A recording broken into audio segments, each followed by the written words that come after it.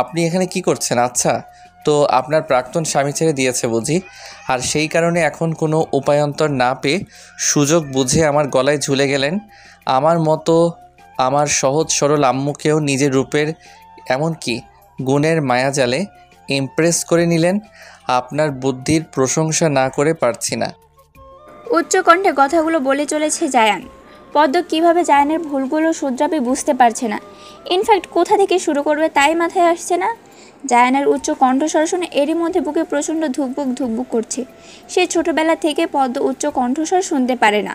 এক ধরনের ভয় কাজ করে। কখনো কখনো চোখের পানি চলে আসে। কিছুক্ষণ আগের ঘটনা, পদ্ম বসে আছে বাসর ঘরে, আর তাকে ঘিরে জায়ানের সব কাজিন মহল। সবাই পদ্মকে জায়ানের কথা বলে লজ্জা দিতে ব্যস্ত। তখনই জায়ানের মামাতো বোন অনার মাথায় দুষ্টুমি ভর করে। পদ্মকে বলে জায়ানের ফোনে কল দিতে, সাথে অননার কাজিনরাও সায় দেয়। উপায়ন্তর না পেয়ে পদ্ম কল দেয়, আর সবাই অধীর আগ্রহে তাকিয়ে থাকে কি হয় দেখার জন্য। জায়ান মাত্রই তার রুমে প্রবেশ করে, এর মধ্যে ফোনের স্ক্রিনে ভেসে ওঠে ঘুমবাবু। এতগুলো দিন পর অনাকাঙ্ক্ষিত মানুষটার কলে চল শক্ত হয়ে ওঠে জায়ানের। এদিকে পদ্মকে ঘিরে থাকা মেয়েগুলো অট্টহাসিতে মেতে ওঠে। জায়ানের নজর সেই দিকে অগ্রসর হয়। পদ্মের কানে এখনও ফোন ধরে রাখা একটা মেয়ে বলে উঠল, পদ্ম ভাবি, ভাইয়া তো তোমার থেকে চোখই সরাতে পারছে না। সবাই আবার উল্লাসধ্বনি দিয়ে উঠল। জায়ানের এবার সব কিছু শুনে বোধগম্য হলো। তার সামনে বসে থাকা মেয়েটি আর কেউ নয়, বরং মেয়েটি ঘুমবাবু। লজ্জায় পদ্মের মাথা নত হয়ে আসে। মনে মনে মেয়েগুলোকে বুকে চলে। এই মুহূর্তে জায়ান বলে, সবাই রুমের বাহিরে যাও, আমার ওনার সাথে কিছু কথা আছে। জায়ানের কাজিন বিন্দু বলে, ভাইয়ের দিক ছাড় তর সইছে না। সবাই হেসে উঠতেই ধমকে ওঠে জায়ান। জায়ানের হঠাৎ এরকম আচরণে সবাই হতবাক। কী এমন ঘটলো যার জন্য এত রাগ? অনিতা কিছুটা আন্দাজ করতে পারল, তাই সবাইকে নিয়ে বেরিয়ে যায় রুম থেকে। পদ্ম ভয়ে চুপসে যায়, নিজেকে গুটিয়ে জড়সড় হয়ে বসে থাকে। জায়ান বিকট আওয়াজে দরজা বন্ধ করে এগিয়ে আসে পদ্মর কাছে। পদ্ম নিজেকে আরও শক্ত করে গুটিয়ে বসে। আকস্মিক জায়ান পদ্মর হাত ধরে টেনে বিছানা থেকে নামিয়ে আনলো। হতভম্ব হয়ে তাকায় পদ্ম, তারপরে নিজের রাগগুলো প্রকাশ করে জায়ান। পদ্ম কাঁপা কাঁপা কণ্ঠে বলল, আপনি শান্ত হয়ে আমার কথা শুনুন প্লিজ, চেঁচামেচি করবেন না, সবাই শুনতে পাবে। জায়ান দ্বিগুণ রাগ নিয়ে বলল, শুনুক সবাই। এই সুন্দর মুখশ্রীর আড়ালে লুকায়িত অর্থ সম্পদ অনুসন্ধানী মানুষটার মুখোশ উন্মোচনিত আমি চাই। সবাই জানুক কতটা লোভী একটা মেয়ে আপনি। ছলো ছলো নয়ন তাকায় পদ্ম। পদ্মর এই চাহানি কিছুতে জায়ানের মন শীতল করতে পারছে না। রাগ যেন দ্বিগুণ ছাড়িয়ে 3 গুণ বেড়ে চলছে। ছলনাময়ী ছাড়া কিছুই মনে হচ্ছে না পদ্মকে। পারে তো চোখ দিয়ে ভস্ম করে দেয়। পদ্ম মুখ ফুটে বাক্য উচ্চারণ করবে, তার সময়টুকু যেন জায়ানের হাতে নেই। পদ্ম হাত ধরে টেনে নিয়ে রুমের বাইরে বের করে দিল। ইতিহাসের পাতায় এরকম ঘটনা দুটি আছে কিনা সন্দেহ। বিয়ের রাতে বর বউকে রুমের বাইরে বের করে দিয়েছে। ভাবা যায়, প্রেসের লোকগুলো যদি এই মুহূর্তে থাকতো তাহলে তারা একটা জব্বর নিউজ তৈরি করতে পারত। দরজা বন্ধ করা আওয়াজে কেঁপে ওঠে পদ্ম। এদিক সেদিক তাকাতেই ড্রিম লাইটের আলোয় দেখে ঘর ভর্তি মেহমান। কেউ সোফায় শুয়ে আছে, আর কেউ ফ্লোরিং করে শুয়েছে। কেউ যদি ঘুণাক্ষরে টেন পায় কিছুক্ষণ পূর্বের ঘটনা, তাহলে কি বাজে পরিস্থিতির সৃষ্টি হবে তা ভেবেই শিউরে ওঠে পদ্ম। চারদিকে লোকজনের সমাগম। সকালে নাস্তা খাওয়া শেষে দুপুরে খাবারের জন্য রান্নার আয়োজন চলছে। বেলা 11:30 বাজে। মাত্রই সকাল হলো জায়ানের। ফ্রেশ হয়ে রুমের বাইরে পা রাখতে চোখ পড়ল পদ্মকে। ড্রয়িং রুমের ডান দিকে কিচেনে দৌড়ে দৌড়ে শাশুড়ি মাকে সাহায্য করে চলছে। এ বাড়ির প্রত্যেকটা ইট কাঠ থেকে শুরু করে মানুষগুলো যেন কত জন্মের পরিচিত আপনজন। তাকে দেখে কেউ বিন্দুমাত্র বলবে না সে সদ্য বিয়ে করা গতকাল এ বাড়িতে বউ হয়ে এসেছে। ব্যবসা গরমে প্রচুর ঘেমে একাকার। একটু পরপর শাড়ির আঁচল টেনে মুছে নিচ্ছে নিজের মুখমণ্ডল। পদ্মর পানে কিছুক্ষণ তাকিয়ে থেকে দীর্ঘশ্বাস ফেলে ঘুরে বাহিরের দিকে অগ্রসর হতে পিছন থেকে জান্নাত ডেকে উঠে ছেলেকে। জায়ান ঘুরে তাকাতেই হাসি মুখে দাঁড়িয়ে থাকা জান্নাতকে দেখে। জোরপূর্বক নিজেও মুচকি হাসে। জান্নাত এগিয়ে এসে বলল, নাস্তা না করে কোথায় যাচ্ছিস? আম্মু, আমি এখন কিছু খাবো না। জায়ানকে কিছু বলার সুযোগ না দিয়ে জান্নাত ছেলেকে টেনে নিয়ে চেয়ারে বসিয়ে দিল। তারপর পদ্মকেও পাশে বসিয়ে দেয়। অনিতা একই প্লেটে দুজনের খাবার নিয়ে আসে। জায়ান কাট গলায় বলল, বাসায় কি প্লেটের অভাব পড়েছে? নবদম্পতিরা একই সাথে একই প্লেটে খাবার খেলে ভালোবাসা বাড়ে। এটা আমার কথা নয়, জ্ঞানীজনদের বাণী, আর তাদের বাণী চিরচরন্ত সত্যি ছিল। অনিতা শয়তানি হাসি দিয়ে এখান থেকে প্রস্থান করে। এখানে যত বেশি সময় থাকবে তার বিপদ সংকট তত নিকটে, তাই আর বিলম্ব না করে পালালো। সেই সকালে নাস্তা তৈরি করা হয়েছে। এতক্ষণে ঠান্ডা হয়ে গেছে বলে জান্নাত ওভেন থেকে সেমাই গরম করে নিয়ে আসে। এসে দেখে দুজনের একজনও খাওয়া শুরু করেনি। জান্নাত পিঠা হাতে নিয়ে পদ্মর মুখে তুলে দেয়, তারপর জায়ানকে, আর বলে, পদ্মমা, আমার ছেলেটা এখনও বড় হয়নি বুঝলি, এখনও তাকে একবেলা হলেও খাইয়ে দিতে হয়। এখন থেকে তুই খাইয়ে দিবি বুঝলি? জায়ান বিস্ময় নিয়ে বলল, আম্মু, এই তোমার পদ্মমা, যার নাম পদ্ম? আরে গাধা, আমি তো ওকে ভালোবেসে নামের শেষে মা বলি পদ্মমা। তাহলে আব্বু যে বলতো? তোর আব্বু হয়তো ভালোবেসে বলে। ও মাই গড। প্রশ্নবিদ্ধ চোখে পদ্ম বলল, আপনি কি না? জায়ান রাগ কন্ট্রোল করতে ডাইনিং ছেড়ে বেরিয়ে যায়। জান্নাত বলে উঠে, না খেয়ে চলে যাচ্ছিস কেন? পদ্মর দিকে তাকিয়ে বলল, ছেলেটার হঠাৎ কি হলো বলতো? অনিতা এসে বলল, আম্মু, বোঝো নাই, ভাবিকে তুমি পদ্মমা বলে ডাকতে বলে, আর তোমার ছেলে আগে চিনতে পারে নাই, সেই জন্য এখন মেজাজ দেখাচ্ছে। জান্নাত পদ্মর মাথায় হাত বুলিয়ে বলল, ছেলেটা এবার তোকে বুঝলেই বাজে। আম্মু, আপনি শুধু আমার জন্য দোয়া করবেন, ইনশাল্লাহ আমি ওনাকে ঠিক বুঝিয়ে বলবো সব কিছু।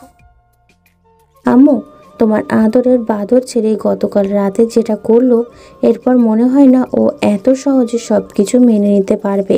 যদি একবার বড় ফুপি ব্যাপারটা জানতে পারতো, তাহলে তো লঙ্কা কাণ্ড বাদিয়ে ফেলতো।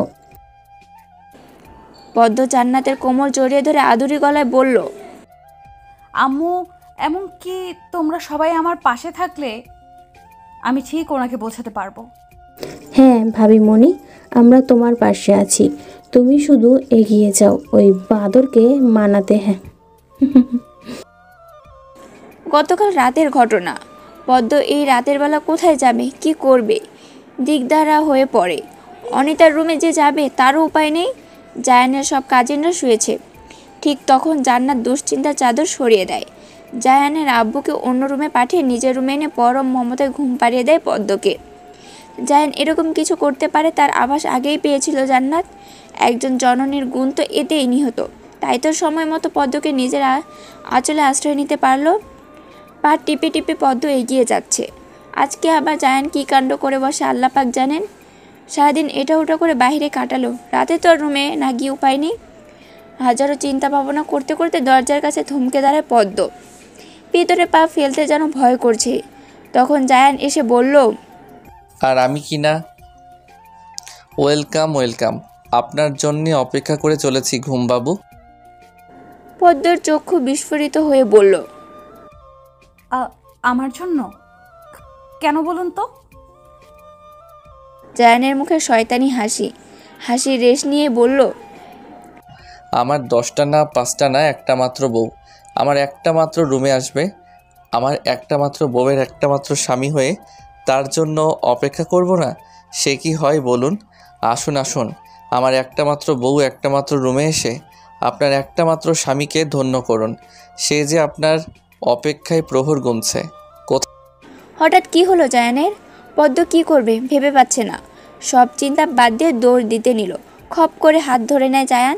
দরজার সাথে চেপে ধরে বলল, পালাচ্ছেন?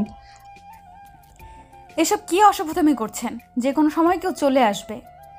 I don't care. তো এবার বলুন, আপনার প্রাক্তন স্বামী ডিভোর্স দিল নাকি আপনি দিলেন? আস্তাক ফিরুল্লাহ আস্তাক ফিরুল্লাহ। এই মায়ের আগেও একবার বিয়ে হয়েছে।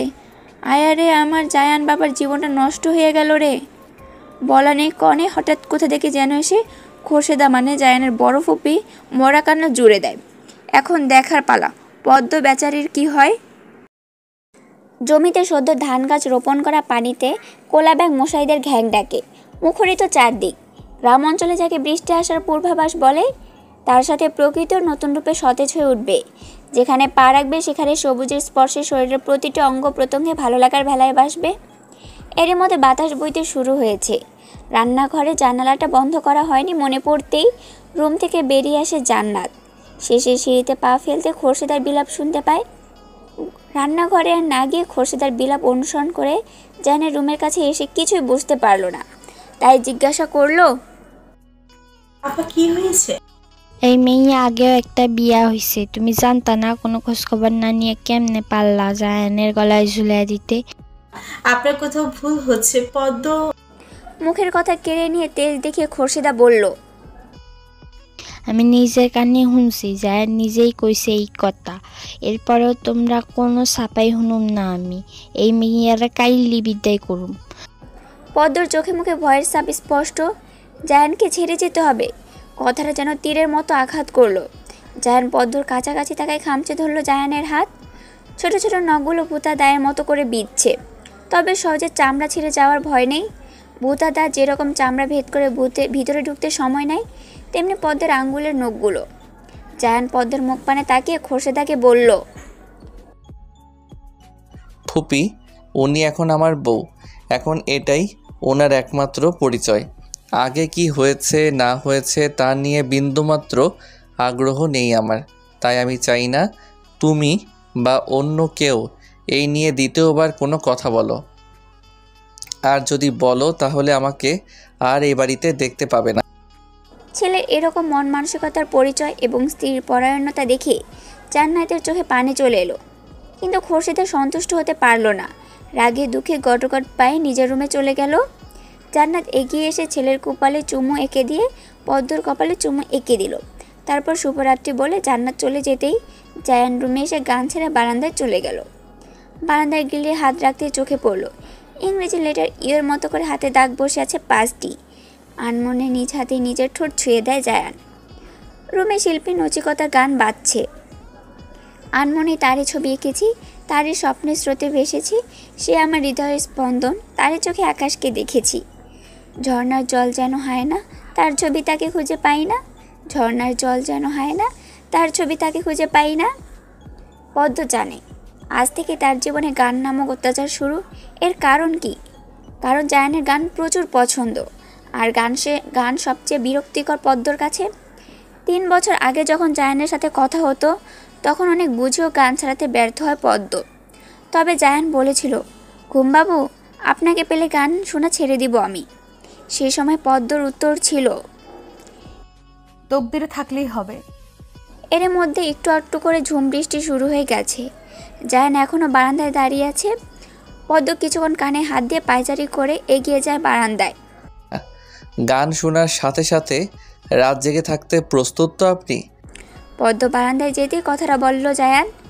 এতে পদ্মের ফেইসের ভাবভঙ্গি একটুও পাল্টালো না, বরং পাল্টা প্রশ্ন ছুড়ে দিল, অভ্যাসটা কি পাল্টানো যায় না? যাকে ঘিরে পাল্টাবো ভেবেছিলাম সেই তো ছেড়ে চলে গেল। দীর্ঘশ্বাস ফেলে পদ্ম বলল, বৃষ্টির ছিটা ফোটায় তো ভিজে যাচ্ছেন। ভেতরে আসুন, ভেতরে চলুন। খুব শান্ত কণ্ঠে জায়ান বলল, সে আগের মতোই কথা ঘুরিয়ে পালাতে চাইছেন কেন? এমন করেন। এখন যখন নিজের ইচ্ছায় আমাতে ধরা দিয়েছেন তাহলে একটা ট্রেলার হয়ে যাক। মানে? হিস। পদ্মকে পাজাকোলা করে এগিয়ে গেল জায়ান। পদ্ম বেচারি ছোটাছুটি করে চলছে, কিন্তু কে শোনে কার কথা। এক পা করে সিঁড়ির ধাপ পার করছে জায়ান। পদ্মর মাথায় কিছুই ঢুকছে না। কি করতে চলেছে জায়ান? খুব সাবধান অবলম্বন করে পদ্মকে ধরে রেখে এক হাতে জায়ান ছাদের দরজা খুলল। তারপর এগিয়ে গেল ছাদের মধ্যখানটাতে।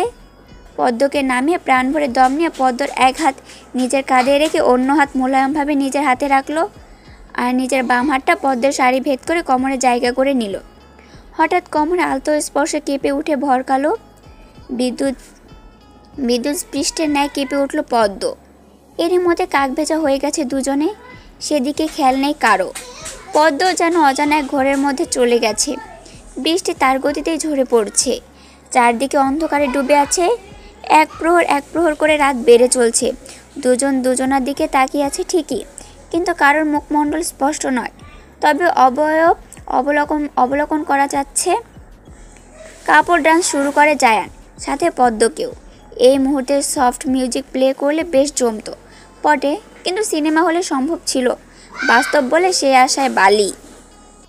আমার ভালোবাসা আপনার মতো ঠুনকো নয় যে আপনার মতো আমিও আপনাকে ছেড়ে দিব।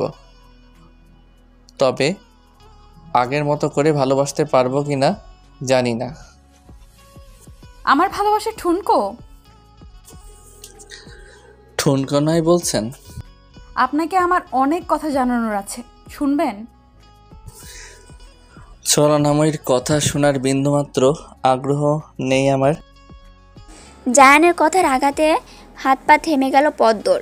জায়ানকে ছেড়ে চলে যেতে নিলে শক্তপোক্তভাবে আটকে রাখে জায়ান। এখানে আমার ইচ্ছা এসেছেন আপনি, তাই আমার ইচ্ছাতেই ফিরে যাবেন। আমার খুব কষ্ট হচ্ছে ভিজতে। যান, মুক্ত করে দিলাম, চলে যান। পদ্মকে ছেড়ে দিয়ে রেলিং ঘেঁষে দাঁড়িয়ে রইল জায়ান। পিছন থেকে পদ্ম বলল, আপনিও চলুন প্লিজ। এইভাবে ভিজলে আল্লাহ না করুক ভালো মন্দ কিছু হয়ে যাবে। প্লিজ নিচে চলুন মিস্টার নির্ঘুম। তাতে আপনার কি? পিছন থেকে জড়িয়ে ধরে মোলায়েম সুরে পদ্ম বলল, প্লিজ নিচে চলুন মিস্টার নির্ঘুম।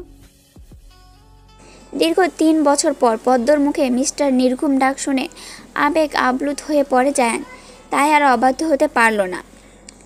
বাইরে উঠোনে ডেকোরেশন করা হয়েছে। এখানে বউ ভাতের অনুষ্ঠানের আয়োজন করা হয়েছে। সব কিছু পরিপাটি করে সাজানো হয়েছে।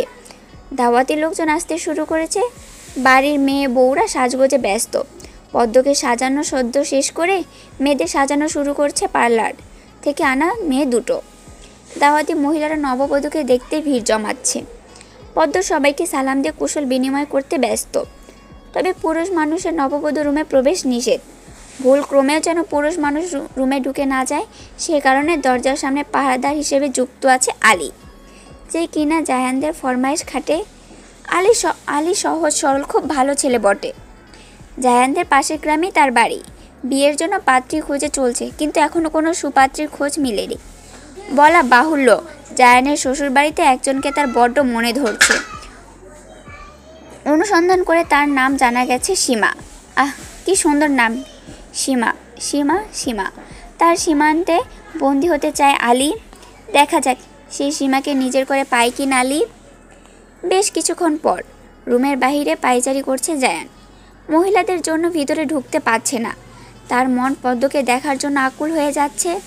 আজকে নিশ্চয়ই গার্জাসভাবে সাজিয়েছে পদ্মকে সব রকম সাজিয়ে সুন্দর লাগে, দারুণ লাগে জায়ানের কাছে। আগে যখন কথা হতো পদ্মর সাথে, তখন জায়ান 1 বছরের মতো ছবি চেয়ে গ্যাং করতে করতে একটা ছবি দেখতে পেত। তবে কড়া নিষেধাজ্ঞা জারি ছিল, জায়ান যেন কোনো মতে পদ্মর ছবি ডাউনলোড করে না রাখে। এ ব্যাপারে খুবই কঠিন ছিল পদ্ম। ছবি দিয়ে কিছুক্ষণ পর আবার ডিলিট করে দিত। জায়ানও বাধ্য ছেলের মতো মেনে নিত। কি আর করা, মেনে না নিয়ে অন্তত একবার হলো পদ্মকে দেখার সুযোগ তো হতো। বর্তমান উকিঝুঁকি দিয়ে দেখা যাচ্ছে পদ্ম রুমে আপাতত কেউ নেই। এই সুবর্ণ সুযোগ হাতছাড়া না করে রুমের দিকে এগিয়ে যায় জায়ান। দরজা দিয়ে প্রবেশ করতে নিলে আলী বাধা দিয়ে বলল, পুরুষ মানুষের দোকানের সাথ এক থাপ্পড় মারবো, তখন বুঝবি হাদারাম কোথাকার। জায়ানের ধমকে চুপসে গিয়ে আলী বলল, ভাইজান সরি। মুচকি এসে ভিতরে ঢুকে জায়ান গিয়ে পদ্মর সামনে দাঁড়ায়। মেরুন রঙের টিস্যু শাড়ি পরানো হয়েছে পদ্মকে। চুলগুলো খোপা করে বেলি ফুলের গাজরা সেট করা। মাথা থেকে শরীরের 2 পাটটা ঝরানো। গলায় গোল্ডেন কণ্ঠহারের সাথে গোল্ডেন প্লেটের সীতাহার, সাথে গর্জিয়াস সাজ। এতে খুব অমায়িক সুন্দর লাগছে পদ্মকে, ঠিক যেন ফুটন্ত পদ্ম ফুল। পদ্ম হাতের চুড়িগুলো নেড়েচেড়ে দেখছিল। জায়ান এক ধ্যানেই তাকিয়ে আছে। পদ্ম বুঝতে পেরে লজ্জায় পড়ে যায় যে কেউ যদি বেশি নয় 2 মিনিট ধরে তাকিয়ে থাকে, সেখানেই একটা লজ্জার পরিবেশ সৃষ্টি হয়। আর এখানে তো জায়ান তাকিয়েই। পদ্ম নিজেকে ধাতস্থ করে, কিছু বলবেন? দিনকে দিন আপনার সৌন্দর্য বেড়েই চলেছে জুনিয়র পদ্ম। আপনার মাথা। সবই আমার মাথা। দুজনে মন ভরে হেসে দেয়, ঠিক আগের মতো। জান্নাত এসে দেখে ছেলে বউ দুজনের মুখে হাসি, যা দেখে প্রাণ ভরে গেল। এগিয়ে এসে বলল, মাশাআল্লাহ, আমার ছেলে মেয়ে এই দুটোকে খুব সুন্দর লাগছে, কারণ নজর না লাগো। জান্নাতকে পিছন থেকে জড়িয়ে ধরে জায়ান বলল, আমার মা জননী কম কিসে, আব্বু দেখলে তো মাথা ঘুরে পড়ে যাবে, হা হা হা। তাই না? বাদর ছেলে মায়ের সাথে মজা করে হচ্ছে। জান্নাত আর দাঁড়ালো না, বেরিয়ে গেল মেহমানদের আপ্যায়ন করতে। জায়ান কাবার্ড খুলে কিছু করছিল, তখন অনিতা এসে বলল, ভাইয়া দেখ কে এসেছে। What a present surprise. Jessie তুমি? কেমন দিলাম বলো? আমি কিন্তু খুব সারপ্রাইজড। সেই জন্যই তোমায় না বলে চলে এসেছে। কি গায়ে পড়া মেরে বাবা। অনিকাকে এই ন্যাকার ষষ্ঠী ফিস করে বলল পদ্ম। আসলে জেসি নামের মেয়েটা পড়েছে তো একই ওয়েস্টার্ন ড্রেস, তার উপর আশা অবধি চায়নের সাথে লেপটে আছে। কে এই জেসি? এরশাদ হোসেন বেশ প্রফুল্ল একজন মানুষ, ছেলের বিয়ে নিয়ে খুবই উৎসাহিত। ঘুরে ঘুরে মেহমানদের আপ্যায়ন করতে ব্যস্ত তিনি। সাথে তার 3 ভাই তো আছেনই। ভাই বোনদের মধ্যে এখনও খুব সুন্দর সখ্যতা বিদ্যমান। আজকালকার যুগে এরকম যৌথ পরিবার খুব কমই চোখে পড়ে।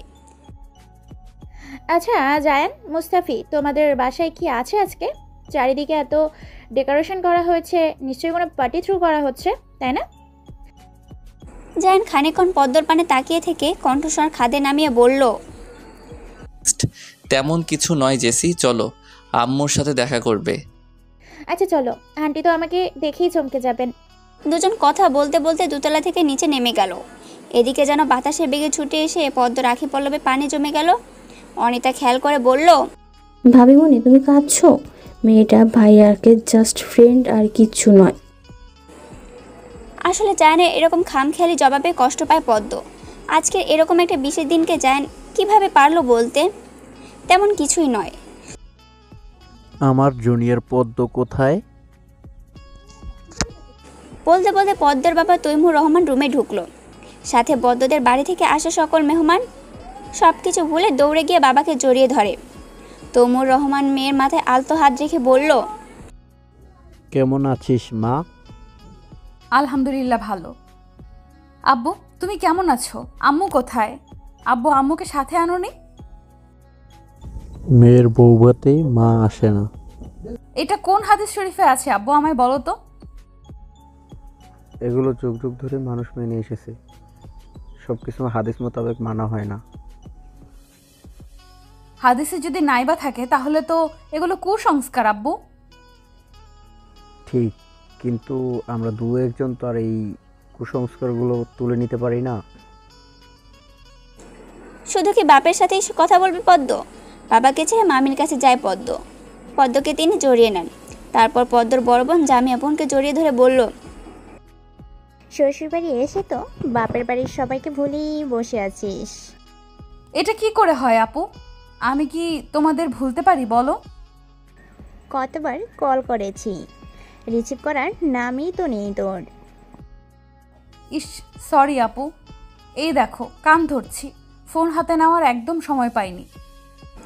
2 দিন পর নিজের আপনজনদের দেখে খুশিতে আত্মহারা পদ্ম সবার সাথে কুশল বিনিময় করে।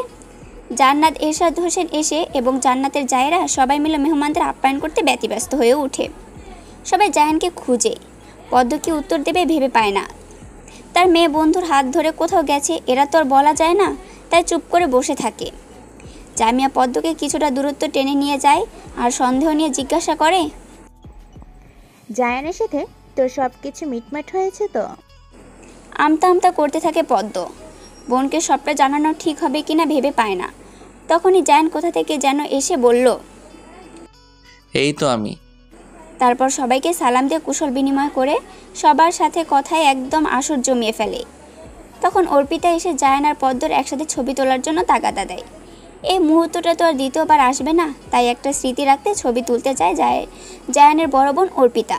জায়ানের পাশে পদ্মকে ডাকা হলো। জেসি গিয়ে হাজির হয়। জায়ানের বাবু জড়িয়ে ধরে বললে, আপু আমরা রেডি। থমথমে মুখে দাঁড়িয়ে থাকে পদ্ম। জেসির সাথে জায়ানকে কিছুতেই মানতে পারছে না পদ্ম। মেয়েটা অতিরিক্ত বাড়াবাড়ি করছে বটে। ইতিমধ্যে সবার মাঝে গুনগুন করে কথাবার্তা শুরু হয়ে গেছে। যেখানে বরের পাশে বউয়ের ছবি তোলা হবে সেখানে এই মেয়েটা কি লাফালাফি কাণ্ড করে চলছে। পরিস্থিতি নিয়ন্ত্রণে আনতে জান্নাত জেসিকে ডেকে নিয়ে যায়। তারপর পদ্মের সাথে জায়ানের ছবি তোলা হয়। তবে পদ্মের অধরে হাসির কোনো রেশ নেই। অর্পিতা বহুবার বলেও এবং কত শত হাসি ঠাট্টা করেও পদ্মের মুখে হাসি ফোটাতে পারেনি। আপু কেউ কি জানে হাসি না দিলে তাকে কতটা বাজে দেখতে লাগে? এই বলে জায়ান পদ্মর একদম কাছাকাছি গিয়ে মুখশ্রীর পানে তাকিয়ে থাকে। সবাই দেখছে ভেবে পদ্ম লজ্জায় লাল টমেটো হয়ে যায়। তাদের মধ্যে মাত্র কিঞ্চিত দূরত্ব অবশিষ্ট আছে। মনে হচ্ছে জায়ান এই দূরত্ব গুছিয়ে ফেলবে। এর মধ্যে সিঙ্গেল বাসীরা চেঁচিয়ে বলল, ভাবিমণি হাসি দাও, পদ্ম হাসি দাও, জুনিয়র পদ্ম হাসি দাও। আমরা একটু তোমাদের থেকেই শিখি, ভবিষ্যতে কাজে লাগবে। শেষের কথাটি শুনে পদ্ম হাসি ধরে রাখতে পারল না, মুচকি হাসি পার করে গেল। এর মধ্যে কিছু ছবি অর্পিতা তার ক্যামেরাতে বন্দি করে নিল। সবশেষে বরকনের খাবার খাওয়ার পালা। এখনও কিছু পারল না নেকার জোষ্ঠী জেসি। জায়ানের ডান পাশে পদ্ম আর বাম পাশে বসলো জেসি, সাথে অর্ণিতা, জামিয়া, অর্পিতা, জায়ানের আরও কাজিন সহ। খাবার খাওয়ার এক পর্যায়ে অর্ণিতা বলল, ভাইয়া ভাইমণিকে খাইয়ে দে। জায়ান বিরক্তি না করে খাবারের লোকমান নিল পদ্মকে খাওয়াবই বলে। কিন্তু পদ্মর দিকে এগিয়ে যাওয়ার আগেই জেসি হাত টেনে নিজে খেয়ে নিল। পদ্ম এবার নিজেকে সামলে রাখতে পারল না, রেগে গিয়ে বলল, আবার কেড়ে নিয়ে খাওয়া একটা অসভ্যতা, যা আপনি ক্রস করে ফেলছেন। জেসি ন্যাকামি করে বলল, সামান্য কারণে মেয়েটা আমাকে অসভ্য বললো। জায়ান, তুমি কিছু বলবে না? ওনার হয়ে আমি তোমাকে সরি বলছি জেসি, প্লিজ তুমি খাবারটা শেষ করো। আর পদ্ম, এই সামান্য কারণে এভাবে বলার কিছু হয়নি, আমি আপনাকে খাইয়ে দিচ্ছি, হা করুন। পদ্মের আঁখি পলক দুটো পানির গতিতে আটকাতে পারল না। তারা অবদ্ধ হয়ে গাল বেয়ে ঝরে পড়ল। খাবার ছেড়ে দৌড়ে রুমের দিকে চলে গেল পদ্ম। পদ্ম চলে যেতে অর্পিতা সহ সবাই বকাঝকা শুরু করলো জায়ানকে। শেষে জায়ানও না খেয়ে টেবিল ছাড়লো। এতে যেন জেসি পৈশাসিক আনন্দ পেল। ধীরে ধীরে মেহমানরা বিদায় নিতে শুরু করলো। তৈমুর রহমান তার বেয়াই এরশাদ হোসেনকে বলল, ভাই এবার মেয়ে জামাইকে নিয়ে যাওয়ার অনুমতি দিলে খুশি হব। ভাই এভাবে বলে আমাকে লজ্জা দিবেন না, ওরা অবশ্যই যাবে। তারপর জান্নাতকে ডেকে বলল, বেআই সাহেব বিদায় নিতে চাচ্ছে, পদ্ম জায়ানকে রেডি হতে বলো। আমি এক্ষুনি ওদেরকে পাঠাচ্ছি। পদ্ম বোরকা পরে তৈরি হয়ে আসে, এসে সবাইকে বলে, বড় আব্বু, বড় আম্মু, মেঝো আব্বু, মেঝো আম্মু, সেঝো আম্মু, সেঝো আব্বু, ছোট আব্বু, ছোট আম্মু, তোমরা সবাই চলো আমাদের সাথে। খোরশদা টিপ্পনি কেটে বলল, পোশাক আশাক পইরা অনেক কইতাছ, চলো সবাই আমাগো লগে, কি মস্করা করতাছ? খোরশেদার এমন কথায় মাথা নিচু করে দাঁড়িয়ে থাকে পদ্ম। গতকাল রাতের ঘটনা নিয়ে যে খোরশেদা রেগে এভাবে কথা বলছেন জান্নাত বেশ বুঝতে পারল। তাই যারা পদ্মের সাথে যাবে তাদের তাগাদা দিয়ে গাড়িতে গিয়ে বসতে বলে তারপর পদ্মকে আর জায়ানকে নিয়ে যায় গাড়ির কাছে। জায়ান ক্ষীণ স্বরে বলে, আম্মু, জেসি আমাদের সাথে আসুক, অনিতা সহ সবাই যাচ্ছে, বেচারি একা একা মন খারাপ করবে। মেয়েটা যেভাবে সবার সামনে সিন ক্রিয়েট করে, ওকে সাথে নেওয়ার কি ঠিক হবে? তুমি চিন্তা করো না আম্মু, আমি ম্যানেজ করে নিব। আচ্ছা তবে দেখিস কিন্তু। তুমি চিন্তা করো না আম্মু। আচ্ছা সাবধানে যাস। আল্লাহ হাফেজ। আল্লাহ হাফেজ। এতক্ষণ জায়ানের কথাগুলো শুনে শুনে ভিতরে ভিতরে রাগে ফুঁসছে পদ্ম। মনে মনে ঠিক করলো ন্যাকা ষষ্ঠীর একটা ব্যবস্থা করবে। তারপর শ্বশুরি মাকে সালাম জানিয়ে গাড়িতে উঠে পদ্ম। এবার দেখার পালা ন্যাকার ষষ্ঠী পদ্মর বাড়িতে গিয়ে কি করে। পরন্ত বিকেলে সূর্যমামা ধীরে ধীরে যখন অস্ত যাচ্ছে পশ্চিমে, ঠিক তার পূর্ব দিকে ধনাগদা নদীর তীরে দাঁড়ালে প্রকৃতির দৃশ্যটা দেখার মতো হয়। প্রথমে থো থো করে বয়ে চলা নদীর পানি, তার সামনে বেড়িবাঁধ, সামনে যেখানে রয়েছে বিভিন্ন ধরনের গাছগাছালি, আর এর উপরে রয়েছে সূর্যমামা। এছাড়া নদী পার হয়ে এর দক্ষিণে অবস্থিত চৌধুরী সাহেবের ইটের ভাটা। শহর থেকে অনেকে গ্রামে বেড়াতে আসলে ঘুরতে যায় সেখানে। চারদিকে ইট আর ইট, দৃশ্যটা অবশ্য দেখার মতো বটে। আর ওখানকার একটি ছোট্ট গ্রামের মেয়ে জুনিয়র পদ্ম। কুমিল্লা জায়ানদের বাড়ি থেকে আস্তে আস্তে রাত হয়ে যায়। আজকে আর এই দৃশ্য দেখার নয়, তাই পদ্মর কাজিনরা ঠিক করে আগামীকাল জায়ান এবং তার সাথে আসা মেহমানদের সবটা ঘুরিয়ে দেখাবে। পদ্মদের বাড়িতে পিঠা তৈরি থেকে শুরু করে রান্না বান্নার ধুম পড়ে গেছে। বাড়িরা ছোট জামাইকে আপ্যায়নে যেন ত্রুটি না হয় সেদিকে খুব সতর্ক অবলম্বন করে চলছে ইলোরা।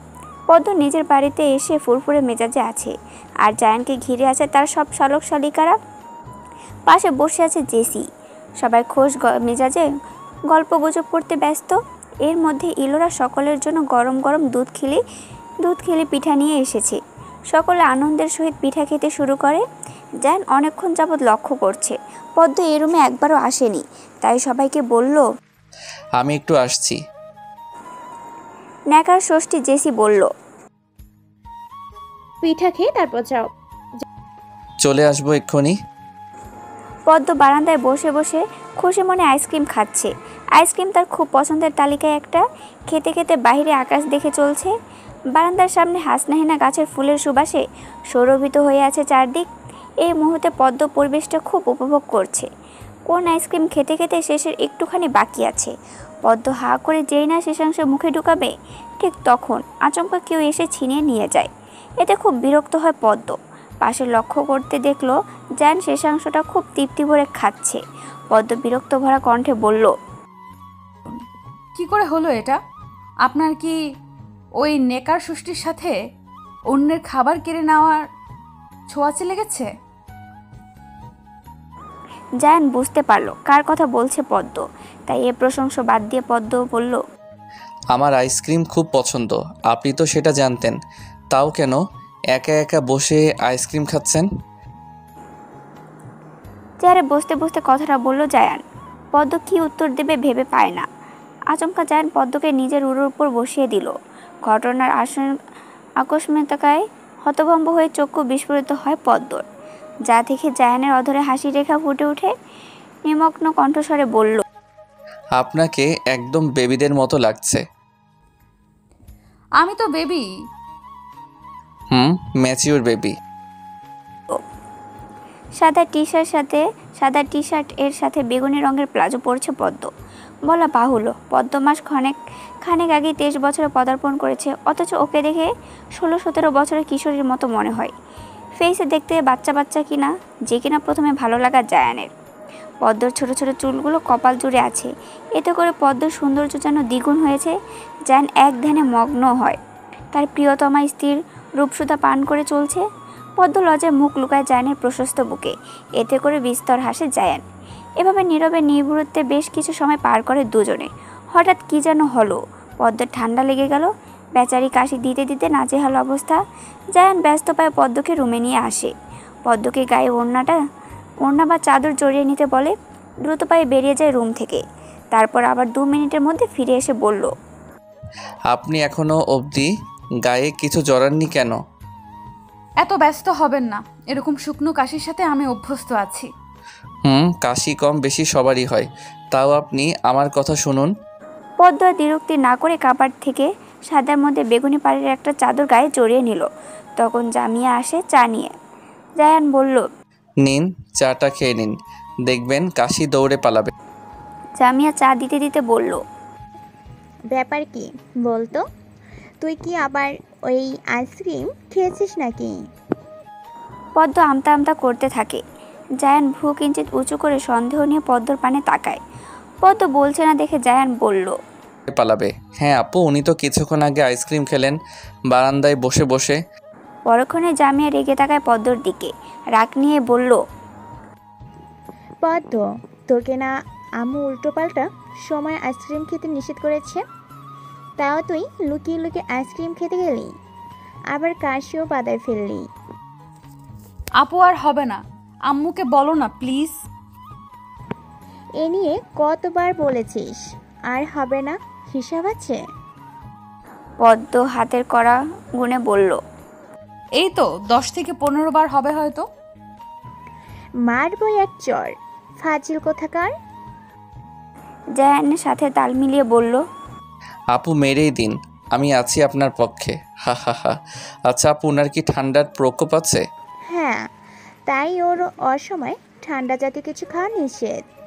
একবার টনসিল ফুলে যাওয়া অবস্থা হয়েছিল। বেশি বাড়াবাড়ি কিছু হয়নি, আল্লাহ পাকের রহমতে। না হয়তো অপারেশন করতে হতো। আপনি সেই জন্যই তখন চুপি চুপি আইসক্রিম খাচ্ছিলেন। যাই হোক, শাস্তির খাতায় আরও একটা যোগ হলো। মানে আজ থেকে আপনি আর আইসক্রিম খাচ্ছেন না। পদ্ম কনফিডেন্ট নিয়ে বলল। চ্যালেঞ্জ অ্যাকসেপ্ট করলাম। রাতের খাবার খাওয়া শেষ, যার যার রুমে চলে যায় সবাই। পদ্ম বসে বসে ফেসবুকে অনলাইন শপিংয়ে শাড়ি অর্নামেন্টস দেখছে। জায়ান পদ্মর পাশে বসে বলল, কি করছেন? তেমন কিছু। পদ্মের কথা শেষ না হতেই দরজায় করাঘাত শুরু হলো। দেখুন তো কে এসেছে। পারতাম না। পারবেন পারবেন। পারবো না মানে পারবো না। আপনি সে আগের মতোই রয়ে গেছেন ঘুমবাবু। জায়ান বলল। বলতে বলতে উঠে যায় জায়ান। পদ্ম যে খুব অলস প্রকৃতির তা পদ্ম নিজেই বলতো জায়ানকে। তখন জায়ান বলতো, আমাদের যদি বিয়ে হয় তাহলে আপনার সব আলসেমি ভেঙে দিব আমি। জায়ান দরজা খুলে দেখে জেসি দাঁড়িয়ে আছে।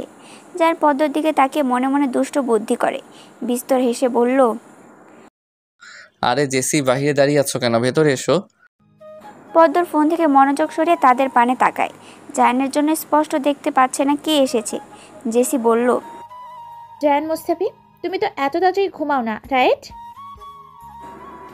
ছোটবেলা থেকে জায়ানের রাতে ঘুম আসে না। শেষ রাতে গিয়ে ঘুমায়, নয়তো ফজর নামাজ পড়ে তারপর ঘুমায়। জেসি আবার বলল, খুব বোরিং লাগছে, চলো আমরা ছাদে যাই। জায়ান যেন এরকম কিছুই ভাবছিল, তাই জেসির কথায় বলল, আচ্ছা চলো, দুজনে মিলে রাতের আকাশ দেখবো আর চকলেট খাবো। Wow, chocolate! কিন্তু এই মুহূর্তে কোথায় পাবে? জায়ান রুমে এসে পদ্ম টেবিল থেকে চকলেট বক্সটা নিয়ে জেসিকে নিয়ে এগিয়ে যায় ছাদে। পদ্ম এতক্ষণ নীরব দর্শকের মতো সবটা অবলোকন করলেও এখন রাগে ফুঁসছে। ফুঁসতে ফুঁসতে সারা রুম জুড়ে পায়চারি করতে থাকে। তারপর রুম থেকে বেরিয়ে কাজিনদের রুমে গিয়ে দরজায় টোকা দেয়। ফারিহা ঘুম ঘুম চোখে দরজা খুলে পদ্মকে দেখে বলল, পদ্ম বলল, তোমরা সবাই ঘুমিয়ে আছো আর এদিকে আমি একটু শান্তিতে থাকতেও পারছি না। ফারিয়া দুশ্চিন্তা নিয়ে বলল। তারপর রেশমা, সুমাইয়া, শিমু, কলি সবাইকে ডেকে তুলে ঘুম থেকে। সবগুলো ঘুমে বিভোর হয়ে আছে, তাই পদ্ম বলল সবাইকে ফুচকা ট্রিট দিবে। এরকম ট্রিটের কথা শুনে সবগুলো ঘুম দৌড়ে পালায়। তারপর সবাইকে নিয়ে প্ল্যান করে জেসিকে উচিত শিক্ষা দিবে। এদিকে জেসি বকবক করেই যাচ্ছে। জায়ানের খুব বিরক্ত লাগছে, কিন্তু তাও সহ্য করে যাচ্ছে পদ্মকে রাগাবে বলে এবং ঘুমোতে দেবে না বলে। জায়ান ছাদে না আসলে পদ্ম এতক্ষণ ঠিক ঘুমিয়ে পড়তো। জায়ান নিশ্চিত এখন পদ্ম ঘুমাচ্ছে না, বসে বসে রাগে ফুঁসছে। জেসির বকবক আর ভালো লাগছে না বলে ফোন বের করে গ্যালারির ছবি দেখতে থাকে জায়ান। দেখতে দেখতে পদ্মর একটা ছবি সামনে আসে, প্রায় 3 বছর আগের ছবিটা, যেখানে পদ্ম বইটা হাতে নৌকা চালাতে ব্যস্ত। ছবিটা জুম করে পদ্মর মায়া জ্বালানোর ছোট ছোট চোখ দুটো দেখছে জায়ান। তখন পাশ থেকে কেউ বলল, এখনো মেয়েটাকে আগের মতো ভালোবাসেন? আকস্মিক পদ্মর কথা শুনে বরকে যায় জায়ান। ফোনটা লক করে ট্রাউজারের পকেটে রেখে দেয়। আশেপাশে তাকিয়ে বলল, আপনি এখানে? জেসি কোথায়? উগান্ডা পাঠিয়ে দিয়েছে ন্যাকার ষষ্ঠীকে। জায়ান চমকে বলল। কি বললেন? পদ্ম ফিচেল গলায় বলল, কই কিছু না তো, কই কিছু না। আচ্ছা, আপনার মনে আছে আপনি একদিন বলেছিলেন আমাকে ঠিক এইভাবে পাশে নিয়ে রাতের আকাশ দেখবেন, আর বাসাটা হবে পুরান ঢাকার মধ্যে। পুরান ঢাকায় একটা ছোটোখাটো বাসা ভাড়া নিয়ে সেখানে আমাদের একটা ছোট্ট টোনাটনির সংসার হবে। আমাদের মাঝে খুনসুটি, ঝগড়া হবে, অভিমান হবে, কিন্তু রাগ হবে না।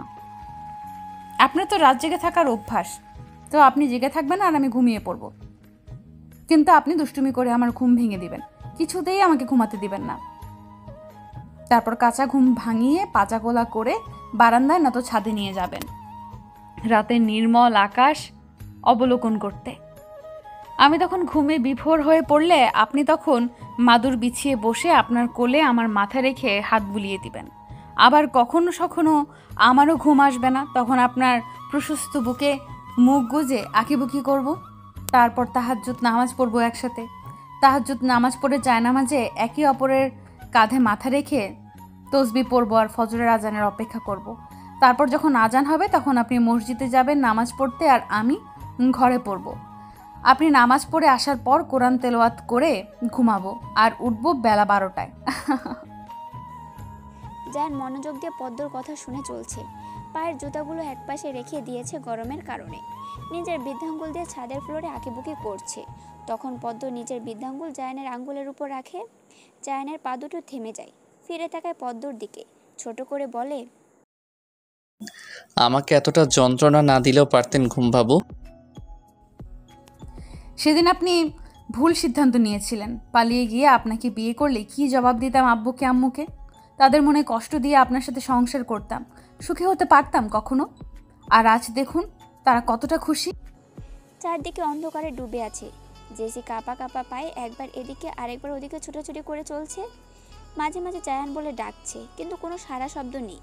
মাঝে মাঝে কিসব প্রাণী ডাকছে, পাখির কিচিমিচির শব্দও আসছে। ভয়ে জড়সড় হয়ে মাটিতে বসে পড়ে জেসি। দু হাতে মুখ চেপে ধরে আল্লাহ আল্লাহ বলে চলছে। ফ্ল্যাশব্যাক। পদ্ম ঠিক করা গোয়েন্দা বাহিনী ছাদে এসে জায়ান এবং জেসিকে দেখে নেয় কে কোন অবস্থায় আছে।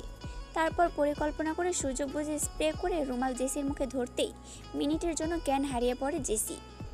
জায়ান তার ঘুমবাবুকে দেখতে এতটাই মগ্ন ছিল যে এত কাণ্ড করে ফেললো পদ্মর গোয়েন্দা বাহিনী, যা কোন অক্ষরেও টের পেল না।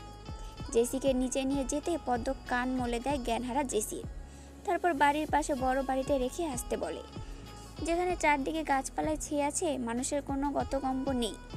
গাছের ছায়ার কারণে জ্যোৎস্নার আলো প্রবেশ করতে অক্ষম, চারদিকে নির্জন হয়ে আছে। দিনের বেলা হলো অন্য কথা, কেউ কেউ ওখানে গাছের পাতা কুড়িয়ে নিতে যায় মাটির চুলে রান্না করার জন্য।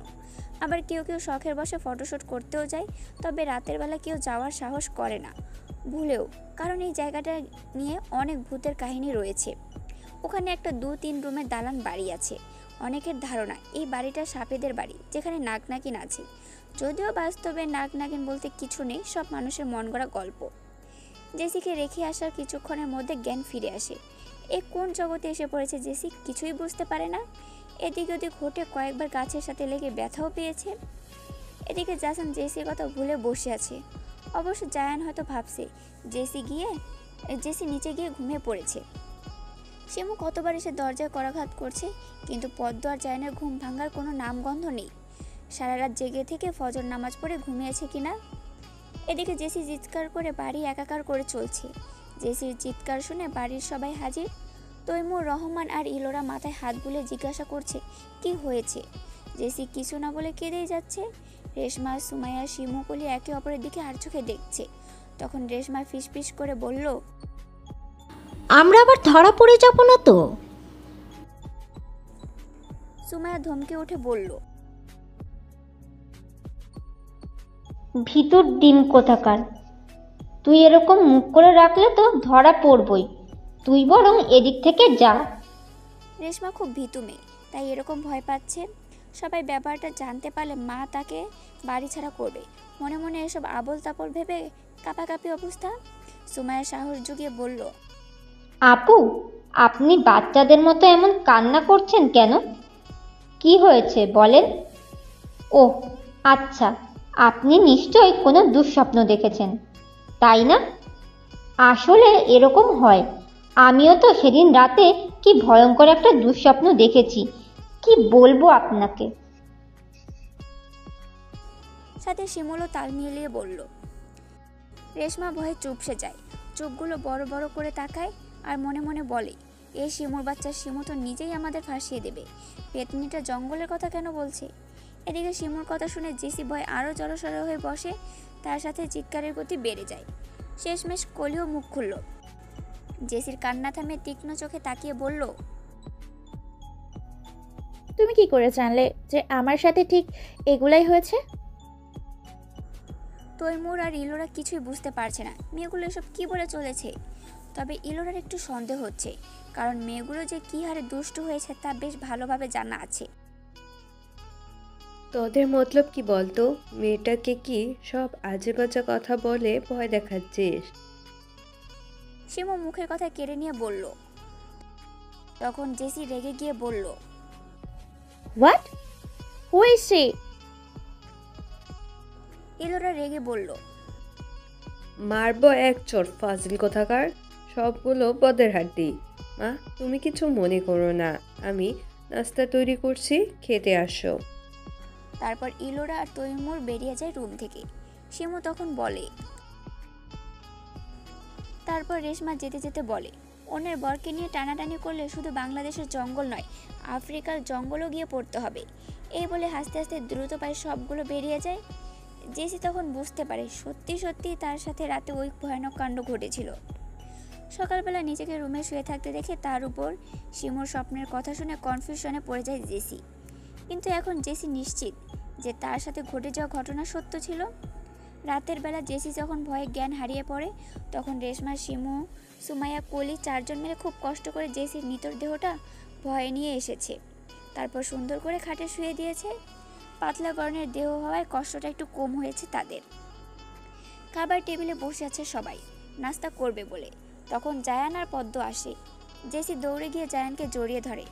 আকস্মিক ঘটনায় বরকে যায় জায়ান। বড়দের থেকে শুরু করে ছোটরা পর্যন্ত হতবাক হয়ে তাকিয়ে আছে। জেসি রেহান কাণ্ডে পদ্ম রেগে মেগে আগুন, তাই দাঁড়িয়ে না থেকে জেসিকে হ্যাচকা টানে ছাড়িয়ে নেয়। ফলস্বরূপ জেসি সিটকে দূরে সরে যায়। বাহিরে কে যেন ডাকছে, তামুর বাপ তুই বাইরে সৎ। তৈমুর খাবার টেবিল ছেড়ে উঠে বাহিরের দিকে যায়। জায়ান যেন এরকম কিছুই চেয়েছিল। দরজায় হেলেন দিয়ে দাঁড়িয়ে থাকা জেসির সম্মুখে দাঁড়িয়ে দারাজ গলায় জায়ান বলল, তোমার কোনো কমন সেন্স নেই? এভাবে বড়দের সামনে সিন ক্রিয়েট করা ঠিক হয়েছে তোমার? তোমাকে বুঝতে হবে তুমি কোনো বাচ্চা মেয়ে নও জেসি, পরিস্থিতি বুঝতে হবে। সবচেয়ে বড় কথা, এটা আমার শ্বশুর বাড়ি। কোনো বাবা মা তার মেয়ে জামাইয়ের সাথে অন্য মেয়েকে ভালো চোখে দেখবেন না, ইনফ্যাক্ট দেখাও উচিত নয়।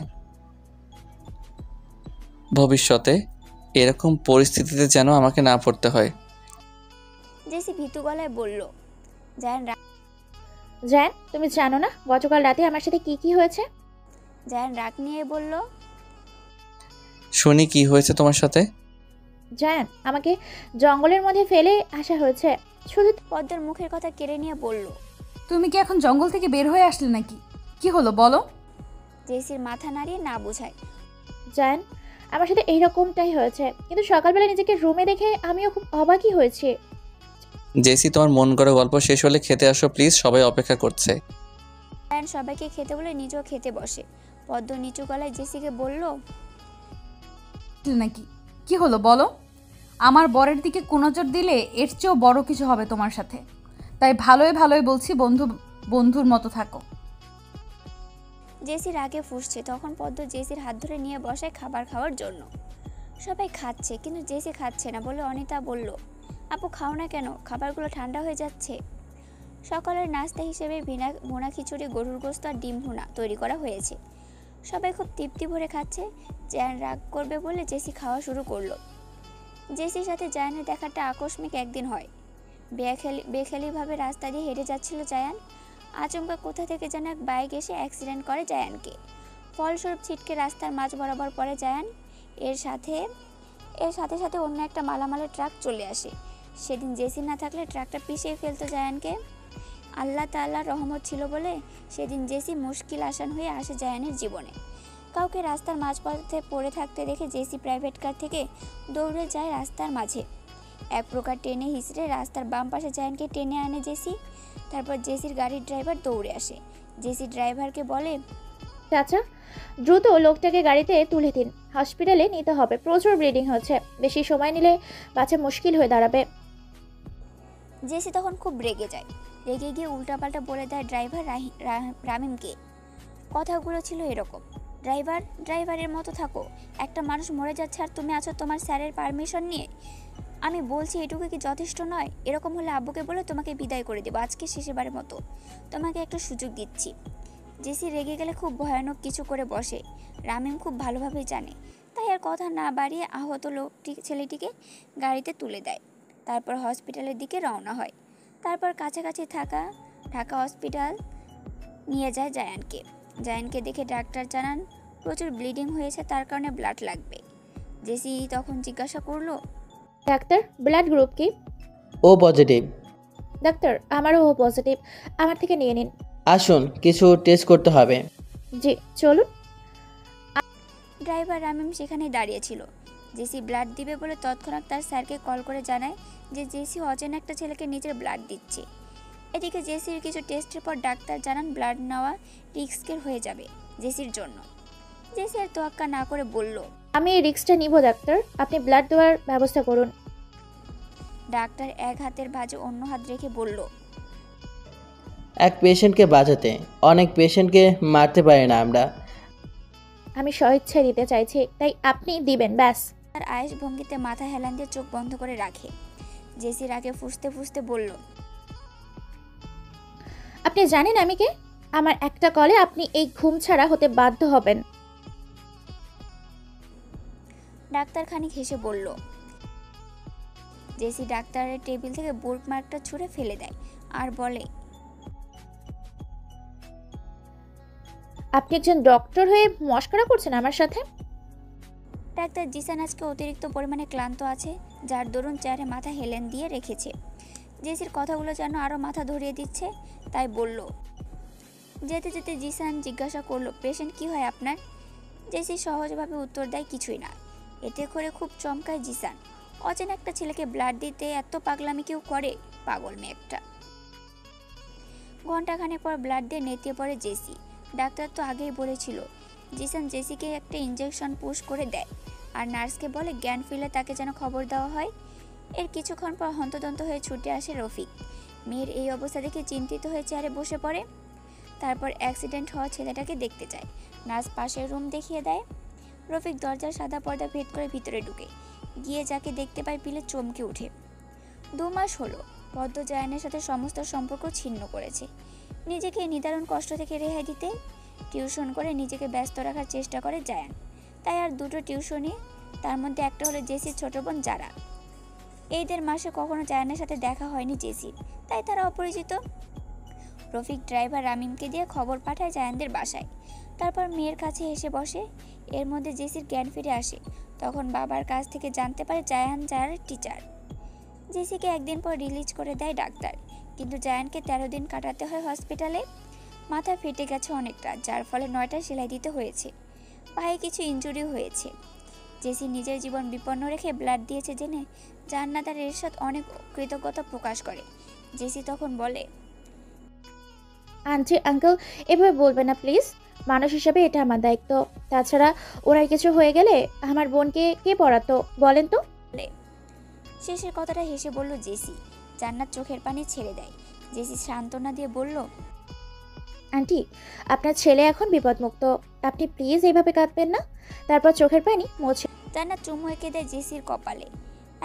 এতে জেসিও কেঁদে দেয়। মায়ের কথা মনে পড়ে যায় তাই। এরপর থেকে 2 পরিবারের মধ্যে আত্মীয়তার সম্পর্ক গড়ে ওঠে। জায়ান আর জেসির মধ্যে বন্ধুত্ব গড়ে ওঠে। জেসির সাথে হাসি ঠাট্টা করে নিজেকে ডিপ্রেশনে অনেকটা দূর করে। বর্তমান সবাই নদীর তীরে হাঁটতে বের হয়েছে। হাঁটতে হাঁটতে নৌকার কাছে আসে। তখন পদ্ম বলল, চলো সবাই নৌকা ভ্রমণ করি। পদ্মর নৌকা ভ্রমণ খুব পছন্দ, তাই সবাই নৌকায় চড়ে বসে। পদ্ম নৌকার মাথায় বসতে পছন্দ করে, তাই দৌড়ে গিয়ে জেসির আগে বসতে যায়। ফলস্বরূপ নৌকা নদীর মাঝখানে চলে যায়। এদিকে জেসি পা সামনে রেখে দেয়, যার ফলে পদ্ম নিজেকে সামলে রাখতে না পেরে নৌকা থেকে পড়ে যায়। জায়ান দিকপাশ না ভেবেই নৌকা থেকে লাফ দেয়। 2 মিনিটের মাথায় পদ্ম উঠে আসলো। জায়ানের কোনো হদিশ নেই। পদ্ম উঠে জানতে পারলো জায়ানের কথা। এই কয়েক মিনিটের মধ্যে কি হয়ে গেল, বাকিরা সবাই তাজ্জব বনে গেল। পদ্ম হাউমাউ করে কাঁদতে কাঁদতে বলল, কাকা ওনাকে খুঁজে বের করুন, উনি সাঁতার জানেন না। মাঝি ইব্রাহিম দ্রুত পানিতে নেমে খুঁজতে থাকে। এদিকে পদ্ম খুঁজে বেড়াচ্ছে। জেসি ধপ করে নৌকায় বসে পড়ল। অনিতা, জামিয়া, অর্পিতা চিৎকার করে কাঁদতে শুরু করে। পাশে একটা ছোট বাজার আছে। এরকম চিৎকার চেঁচামেচি শুনে মানুষজন দৌড়ে আসে। তারপর 5-6 জন যুবক ছেলে পানিতে নেমে খুঁজতে থাকে। ইব্রাহিমকে পানির নিচ থেকে হাত নাড়াতে দেখে সবাই ওখানে গিয়ে ডুব দেয়। ডুব দিয়ে অবশেষে আল্লাহ তাআলার রহমতে খুঁজে পেতে সক্ষম হয় জায়ানকে। তারপর সবাই মিলে ধরে নিয়ে তীরে এনে বালিতে শুয়ে দেয়। পাশেই বালুর গদি রয়েছে, যার কারণে নদীর তীর থেকে শুরু করে নদীর অনেকটা স্থান জুড়ে বালিতে ভরে আছে। পদ্ম ওনাটা শরীরে ভালো করে জড়িয়ে নেয়, তারপর পানি থেকে উঠে এসে জায়ানকে ডাকতে থাকে। পাশে সবাই ডাকছে, কিন্তু জায়ানের কোনো সাড়া শব্দ নেই।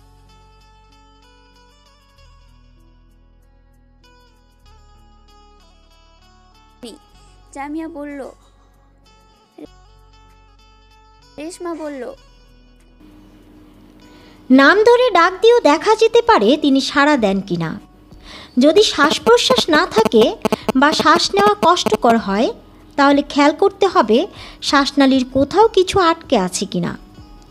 এর জন্য আঙুল দিয়ে মুখের মধ্যে কাদামাটি থাকলে তা বের করে দিতে হবে। তারপরেও শ্বাস না নিলে মাথা টান টান করে ধরে মুখ হাঁ করাতে হবে। এবার উদ্ধারকারী ব্যক্তিকে বুক ভরে শ্বাস নিতে হবে এবং ডুবন্ত ব্যক্তির মুখের সঙ্গে এমনভাবে মুখ লাগাতে হবে যেন কোনো ফাঁকা না থাকে। অনিতা কাঁদতে কাঁদতে বলল, ভাইমণি, তুমি নাকে হাত দিয়ে চেপে ধরে ভাইয়ার মুখে মুখ লাগাও। এই অবস্থায় জোরে শ্বাস নিলে ভাইয়ার মুখে মুখ লাগিয়ে শ্বাস দিলে হবে। দেখতে হবে যে শ্বাস দেওয়ার ফলে ভাইয়ার পেট ফুলে যায় কিনা। যদি পেট ফুলে যায় তাহলে বোঝা যাবে যে কৃত্রিম উপায়ে এভাবে শ্বাস দেওয়া ঠিকমতো হচ্ছে। ভাইয়া নিজের থেকে শ্বাস না নেওয়া পর্যন্ত এভাবেই চালাতে হবে। সুমন প্রথমে বুকে চাপ দেয় স্পন্দন আছে কিনা দেখার জন্য, কারণ কৃত্রিমভাবে শ্বাস প্রদানের পাশাপাশি হাত ধরে কিংবা গলার উঁচু অংশ তথা অ্যাডামস অ্যাপেলের এক পাশ হাত দিয়ে দেখতে হয় যে নারীর স্পন্দন আছে কিনা। যদি না থাকে তাহলে বুকে চাপ দিতে হয়। বুকের বাম পাশে হাত রেখে জোরে জোরে চাপ দিতে হয়, যেন বুক বেশ খানিকটা ধেবে যায়। পদ্ম জায়ানের মুখের সাথে মুখ লাগিয়ে শ্বাস দিতে থাকে। তারপর দেখা গেল জায়ান শ্বাস নিচ্ছে, যা দেখে পদ্ম জায়ানকে জড়িয়ে ধরে কাঁদতে শুরু করে। কিন্তু জায়ানের অবস্থা ভালো নয় তেমন, তাই প্রাথমিক চিকিৎসা চলার পাশাপাশি দ্রুত হাসপাতালে নেওয়ার ব্যবস্থা করে। কিছুক্ষণ আগে জায়ানকে হসপিটাল থেকে আনা হয়েছে। ইলোরা তাড়াতাড়ি করে গাভীর দুধ গরম করে নিয়ে আসে জামাইয়ের জন্য। পদ্মকে বলে সবটা যেন খাইয়ে দেয় জায়ানকে। পদ্ম বলে, ঠিক আছে, খাওয়াবো আম্মু। ইলোরা চলে যেতেই নাক মুখ কুঁচকে জায়ান বলল, আমি দুধ খাবো না, আপনি খেয়ে নিন। পদ্ম রাগী মুখশ্রী করে বলল, অসুস্থ আমি না আপনি? খেয়ে নিন বলছি। কে বলেছিল তখন মাতবরি করে পানিতে ঝাঁপ দিতে? আপনি তো জানতেন আমি সাঁতার জানি, তাহলে কেন ঝাঁপ দিতে গেলেন? আপনাকে পড়ে যেতে দেখে হিতাহিত জ্ঞান ছিল না। ভালোবাসি আপনাকে, কেন বোঝেন না? আপনাকে দ্বিতীয়বার হারাতে পারবো না, হয়তো এবার আর বাঁচবো না আমি। পদ্ম জায়ানের মুখ চেপে ধরে বলল, একদম অলক্ষণে কথা বলবেন না, হারাতে দিব না আপনাকে। জায়ান বালিশে হেলান দিয়ে বসে আছে। পদ্ম আর কিছু না বলে চুপটি করে জায়ানের প্রশস্ত বুকে মুখ গুজে রাখে। জায়ান তৃপ্তির হাসি হাসে, তারপর আলতো করে চুমু দেয় পদ্মর কপালে। এতে আরও শক্ত করে জায়ানকে জড়িয়ে ধরে পদ্ম। তারপর কি মনে করে উঠে বসে। জায়ান প্রশ্নবোধক দৃষ্টিতে তাকায়। পদ্ম বলল,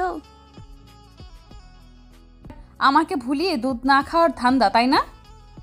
ফাজিল ছেলে কোথাকার। এতে করে বিস্তর হাসে জায়ান। ইনোসেন্ট ভাব করে বলল, প্লিজ এটা খাবো না, দুধ খেতে ভালো লাগে না, আমার হয়ে আপনি খেয়ে নিন। না, আপনাকে খেতেই হবে। পদ্ম দুধের গ্লাস হাতে নিয়ে দেখে ঠান্ডা হয়ে গেছে, তাই বলল, আপনি বসুন, আমি এক্ষুনি গরম করে আনছি। আর হ্যাঁ, আম্মু অনেক দুশ্চিন্তা করছে, আপনি একটু কথা বলে নিন, তাতে আম্মু শান্তি পাবে। পদ্ম বেরিয়ে যায় রুম থেকে। জায়ান ফোন হাতে নিয়ে জান্নাতকে কল করে। জান্নাত ছেলের কণ্ঠস্বর শুনতে পেয়ে কেঁদে উঠে। জায়ান মাকে সান্ত্বনা দিয়ে বলল, আমি একদম ঠিক আছি আম্মু, তুমি চিন্তা করো না। আল্লাহ তাআলার রহমত এবং তোমার দয়ায় আমার কিছু হয়নি। আম্মু, আমার মৃত্যু যদি পানিতে লেখা থাকে তাহলে কেউ আটকাতে পারবে না। তুমি প্লিজ এভাবে কেঁদো না। জায়ানের কথার মাঝে জেসি আসে, মাথা নিচু করে দাঁড়িয়ে থাকে। জায়ান তার আম্মুকে বলল, আম্মু, তোমার সাথে পরে কথা বলবো, এখন রাখছি, নিজের খেয়াল। তুই আর কখনো পানির ধারে কাছেও যাবি না বাবা। আল্লাহ না করুক তোর কিছু হয়ে গেলে আমি কি নিয়ে বাঁচব।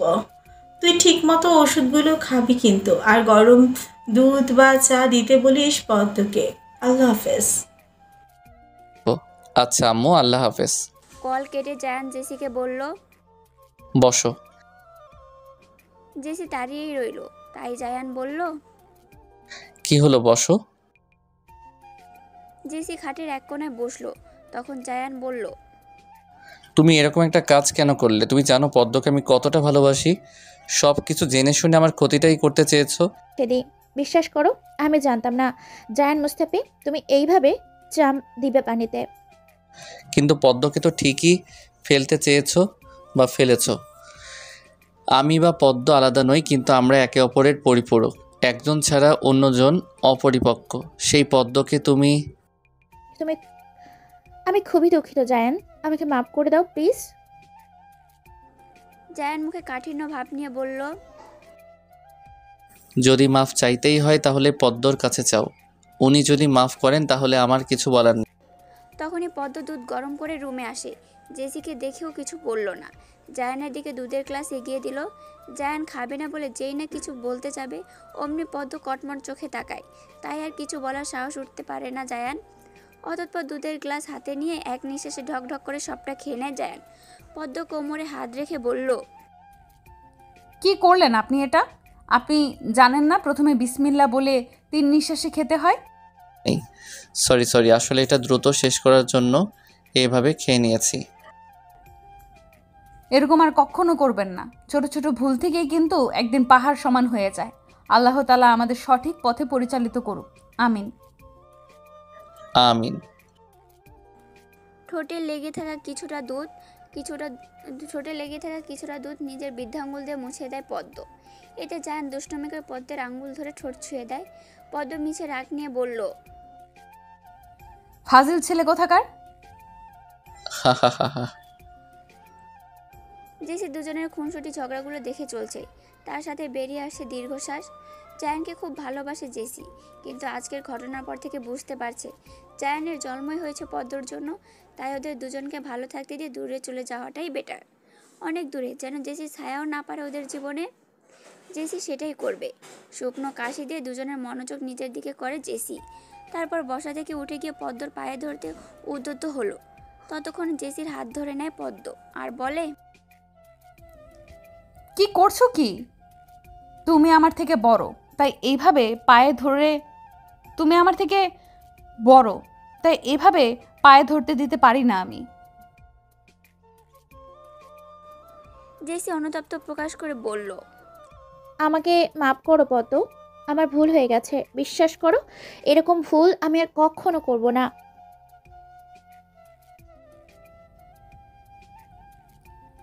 তুমি যে তোমার ভুল বুঝতে পেরেছো এটাই অনেক। ওনার থেকে জানতে পেরেছি তুমি তোমার রক্ত দিয়ে ওনার প্রাণ বাঁচাতে সাহায্য করেছো। তার জন্য আমি কৃতজ্ঞ থাকব। তবে কি জানো, আজকে ওনার কিছু হয়ে গেলে আমি তোমাকে কখনোই মাফ করতাম না। তুমি যখন অনুতপ্ত, তাই আমার আর কোনো রাগ নেই তোমার উপর। তারপর জেসি পদ্মকে জড়িয়ে ধরে বোন বলে ডাকে, পদ্ম আপু বলে ডাকে। এতে জায়ান খুব খুশি হয়।